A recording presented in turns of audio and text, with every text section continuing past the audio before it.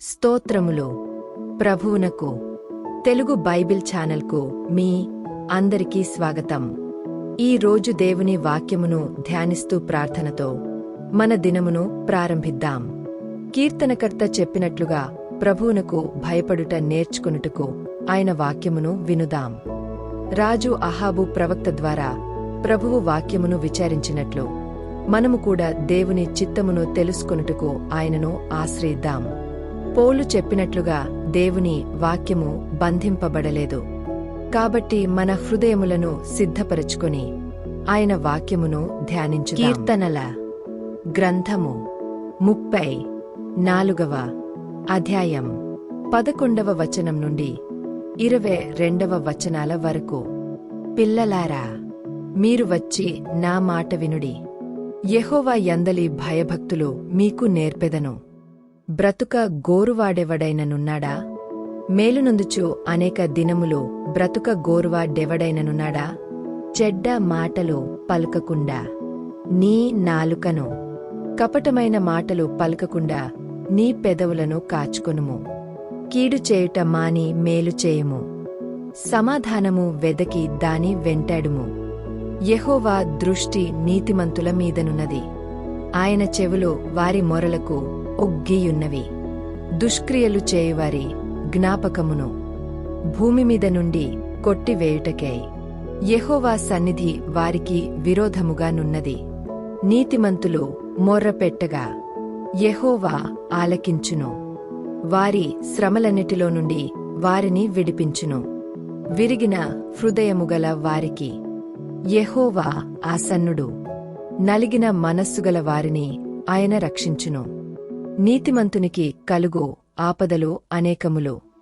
వాటి అన్నిటిలో నుండి యెహోవా వానిని విడిపించును.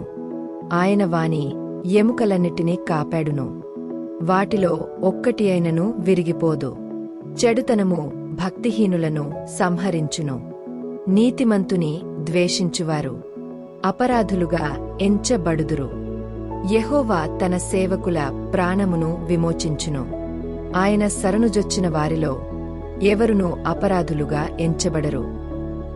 రాజులు 1వ గ్రంథము 22వ అధ్యాయం 5వ వచనం నుండి 9వ వచనాల వరకు. పిమ్మట యెహోషాపాతు, నేడు యెహోవా యొద్ద విచారణ చేదము రండని ఇశ్రాయేలు రాజుతో అనగా, ఇశ్రాయేలు రాజు దాదాపు 400 మంది ప్రవక్తలను పిలిపించి, యుద్ధము చేయుటకు రామోత్గలాదు మీదికి పోదునా పోకుందునా అని వారి నడిగెను. అందుకు యెహోవా దానిని రాజైన నీ చేతికి అప్పగించును గనుక పొండని వారు చెప్పిరిగాని యెహోషాపాతు, విచారణ చేయుటకై వీరు తప్ప యెహోవా ప్రవక్తలలో ఒకడైనను ఇక్కడ లేడా అని అడిగెను.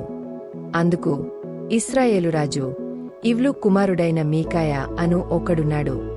అతని ద్వారా మనము యెహోవా యొద్ద విచారణ చేయవచ్చునుగాని అతడు నన్నుగూర్చి మేలు ప్రకటింపక కీడే ప్రకటించును.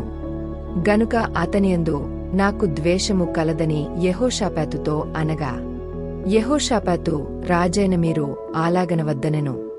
అప్పుడు ఇశ్రాయేలు రాజు తన పరివారంలో ఒకనిని పిలిచి, ఇవ్లు కుమారుడైన మీకాయాను శీఘ్రముగా ఇక్కడికి రప్పించుమని సెలవిచ్చెను.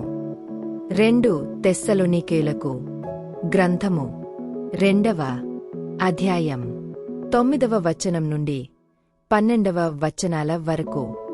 నశించుచున్నవారు తాము రక్షింపబడుటకై సత్యవిషయమైన ప్రేమను అవలంబింపక పోయిరి గనుక వారి రాక అబద్ధ విషయమైన సమస్త బలముతోనూ నానావిధములైన సూచకక్రియలతోనూ మహత్కార్యములతోనూ దుర్నీతిని పుట్టించు సమస్త మోసముతోనూ నశించుచున్న వారిలో సాతాను కనుపరుచు బలమును అనుసరించియుండును. ఇందుచేత సత్యమును నమ్మక దుర్నీతియందు అభిలాషగల వారందరును శిక్షావిధి పొందుటకై అబద్ధమును నమ్మునట్లు మోసము చేయు శక్తిని దేవుడు వారికి పంపుచున్నాడు. ప్రభువా, నీ చిత్తమును విచారించి నీ వాక్యములో నడుచుటకు మాకు జ్ఞానమును ప్రసాదించుము. నీ సత్యమును వినుటకు మా హృదయములను తెరచుము. శ్రమలలో కూడా నీ వాక్యమును నమ్ముచు విశ్వాసములో నిలిచియుండుటకు మాకు బలమును అనుగ్రహించుము. యేసు నామములో ప్రార్థించుచున్నాము. ఆమెన్. ఈ వాక్యం మీ హృదయాన్ని బలపరిస్తే లైక్ చేయండి, షేర్ చేయండి మరియు మా తెలుగు బైబిల్ ఛానల్ను సబ్స్క్రైబ్ చేయండి. యూట్యూబ్ మీరు తదుపరి వీడియోను ఇష్టపడతారని భావిస్తుంది. దయచేసి చూడండి మరియు మీ ప్రార్థన అభ్యర్థనను మాతో పంచుకోండి.